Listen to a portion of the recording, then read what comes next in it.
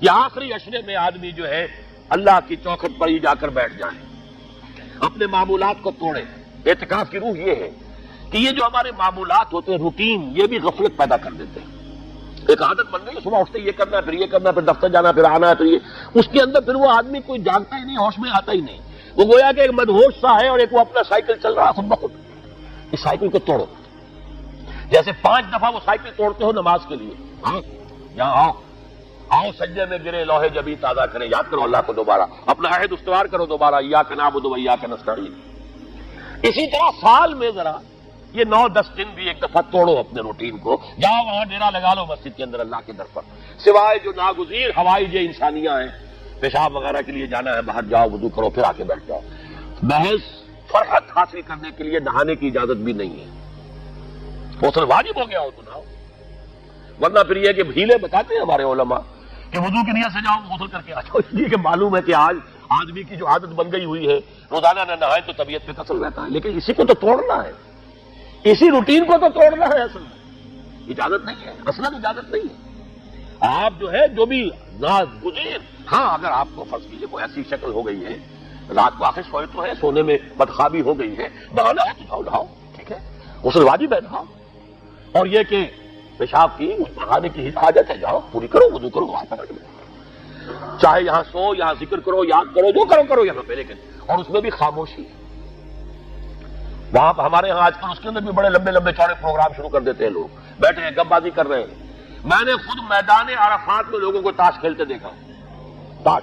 عرفات میں نے سنا یہاں پر اعتکاف میں تاش کھیلے جاتے ہیں۔ آپ بالکل نوجوان چھوکرے فضیلت سنی اعتکاف کی، ویسے بھی گھر سے بھاگنے کو وہ جی چاہتا ہی ہے، کچھ دنوں کے لیے نکلے اس گھر سے، مسجد میں آ کے بیٹھ گئے، وہاں پہ گپے بھی ہو رہی ہے، لطیفہ بازی بھی ہو رہی ہے، تاش بھی کھیلی جا رہی ہے، یہ اعتکاف ہو رہا ہے۔ یہ اتنی ہلکی شے نہیں ہے اعتکاف، یہ تو اس عبادت کا، رمضان میں جو روح بیدار ہوتی ہے یہ اس کا کلائمیکس ہے، بہت بڑی عبادت ہے، لیکن اس میں لو اللہ کے ساتھ لگی ہے، لوگوں سے نہیں، تنہائی، غور و فکر، یا قرآن پڑھو، ذکر کرو، نوافل پڑھو، یا سوچو بچی، جیسے حدیث میں آتا ہے وَأَن يَكُونَ نُطْقِي ذِكْرًا وَنَظَرِي عِبْرَةً وَسَمْتِي فِكْرًا، میرا دیکھنا ہو تو عبرت کا دیکھنا ہو کہ ہر شے سے میں سبق حاصل کروں، اور میں بات کروں تو اللہ کے ذکر پر مبنی ہو میری بات، اور میں خاموش رہوں، وَسَمْتِي فِكْرًا، غور و فکر، تفکر و اعتبار، جو حضور جا کر غار حرا میں کیا کرتے تھے وہ اعتکاف تھا حضور کا، مکی دور کا اعتکاف، تنہا بیٹھنا۔ اور یہ روایت مجھے بعد میں معلوم ہوا کہ یہ بنو ہاشم میں یہ روایت تھی، حضور کے دادا بھی جا کر وہاں پر غار حرا میں بیٹھا کرتے تھے، یہ ان کی ایک خاندانی روایت چلی آ رہی تھی، یہ جگہ تھی، اور وہ جگہ ایسی ہے عجیب سی، اب تو خیر بڑی بڑی عمارتیں حائل ہو گئی ہیں، ورنہ میں نے جب پہلا حج کیا تھا 62 میں تو میں نے اس میں جا کر دیکھا تھا، واقعتاً سیدھا کعبہ نظر آتا وہاں سے، اور کچھ درمیان میں نہیں، جیسے اس کو سلٹ لیمپ کہتے ہیں، وہ غار ہے ہی ایسی کہ سامنے ایک دراڑ سی بس کھلی ہوئی ہے، یہ اس کے اندر سے وہاں بیٹھ جائیے سیدھی نگاہ خانہ کعبہ پڑ جاتی تھی، تو کعبے کا مراقبہ بھی کیا جا سکتا تھا وہاں بیٹھ کر، دیکھنا کعبے کو دیکھنا عبادت ہے، اور پھر اس یکسوئی کے ساتھ کوئی نہیں، کعبے میں ہے تو نہ معلوم کیا کچھ اور ہو رہا ہے، لیکن یہ کہ وہاں تو آپ بیٹھے ہوئے، تو وہ اعتکاف، یہی اعتکاف حضرت موسیٰ نے کیا تھا 40 دن کا، تب تورات ملی تھی،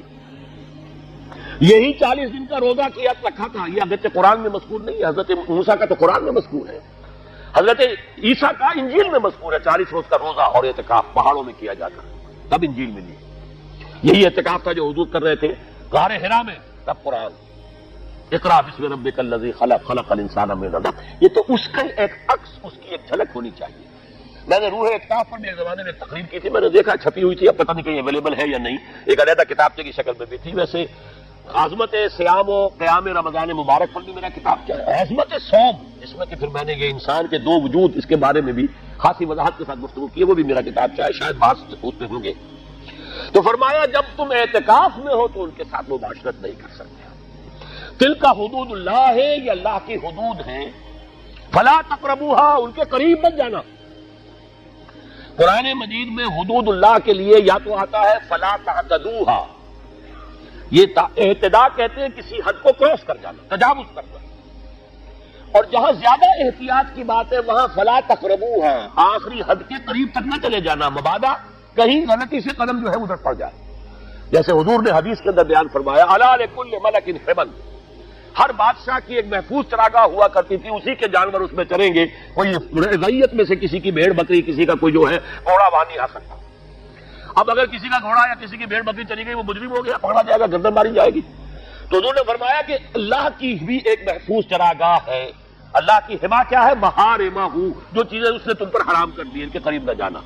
تو دیکھو اگر کوئی چرواہا اپنی بھیڑوں بکریوں کو بالکل آخری حد تک لے جائے گا، اس بادشاہ کی جو وہ حد ہے، تو اندیشہ ہے کہ بھیڑیں بکریاں کہیں ایک چھلانگ لگائے اور بادشاہ کی چراگاہ میں داخل ہو جائے. لہذا ذرا فاصلے پر رہا کرو. یہ ہے آخری حد تک نہ جاؤ، بلکہ کچھ فاصلے پر رہو. فلا تقربوها، یہ اللہ کی حدود ہے تو ان کے قریب مت پھٹکو. كذلك يبين الله لكم آياته للناس لعلهم يتقون. اسی طرح اللہ تعالی اپنی آیات لوگوں کے لیے واضح کر رہا ہے تاکہ وہ بچیں، تقویٰ کی روش اختیار کریں، حدود الہی کا احترام کریں، اس میں کہیں تجاوز تو دور رہا، اس کے قریب بھی نہ آئے.